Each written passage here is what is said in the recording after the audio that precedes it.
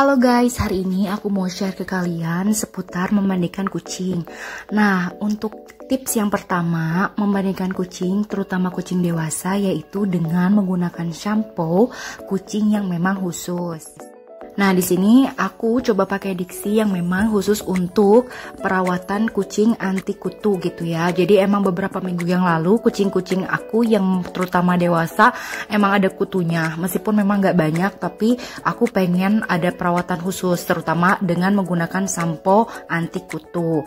Ya, yang pertama setelah kita menggunakan atau memilih merek yang khusus untuk samponya, baru kita tuangkan si samponya itu ke dalam wadah.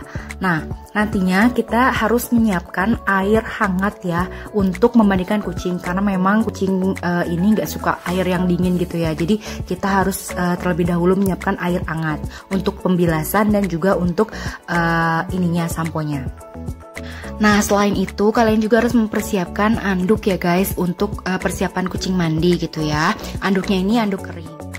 Nah, jangan lupa setelah itu kalian juga harus mempersiapkan hand washnya. Jadi memang untuk ngebersihin si kucing ini harus pakai sesuatu gitu ya. Ini sebenarnya hand washnya optional, bisa untuk yang buat bayi gitu atau misalnya hand wash yang biasa kita mandi. Tapi usahakan hand washnya yang memang lembut gitu ya guys. Nah, setelah semua peralatannya siap, baru kita di sini bisa memandikan kucing. Pertama-tama, si hand washnya ini dimasukkan dulu ke dalam air yang sudah diisikan dengan sampo. Baru di sini kita bisa balur si kucing dari mulai ujung kepala sampai ujung badannya ya. Dan utamakan di sini digosoknya itu secara perlahan-lahan gitu ya. Dan juga utamakan si airnya itu benar-benar hangat.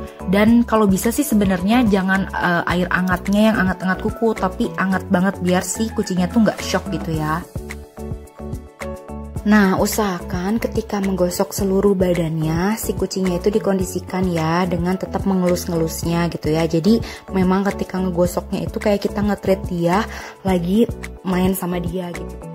Nah, biasanya si kucing ini yang kalau memang ada kutunya, daerah yang paling rawan itu daerah tengkuk leher. Jadi, usahakan ketika memang lagi mandi itu, kita bersihin daerah tengkuk leher sampai ke kuping-kupingnya dan juga si leher-lehernya gitu ya. Karena memang daerah-daerah situ rawan, apalagi kalau misalnya kucingnya kita suka pakai kalung kucing gitu. Jadi memang biasanya si kutu-kutunya ada di daerah situ gitu.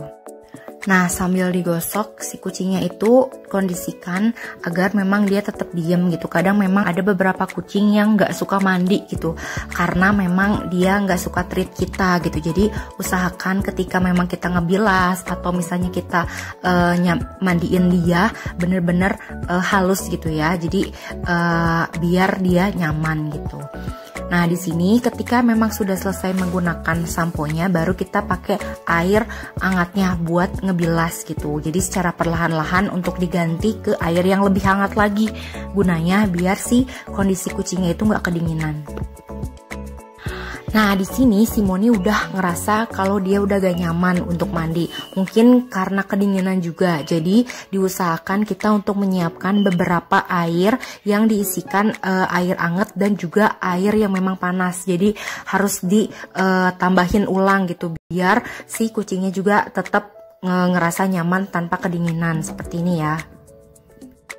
Nah, usahakan ngebalur air yang bersihnya ini secara rata ya, biar gak ada sisa-sisa sampo yang masih ada di bulu-bulu kucingnya, kayak gini ya. Nah, setelah selesai memandikannya, baru di sini kita coba untuk mengeringkan si kucing. Di sini aku pakai anduk kering untuk mengeringkannya. Tapi kalian juga bisa mungkin pakai hair dryer ya.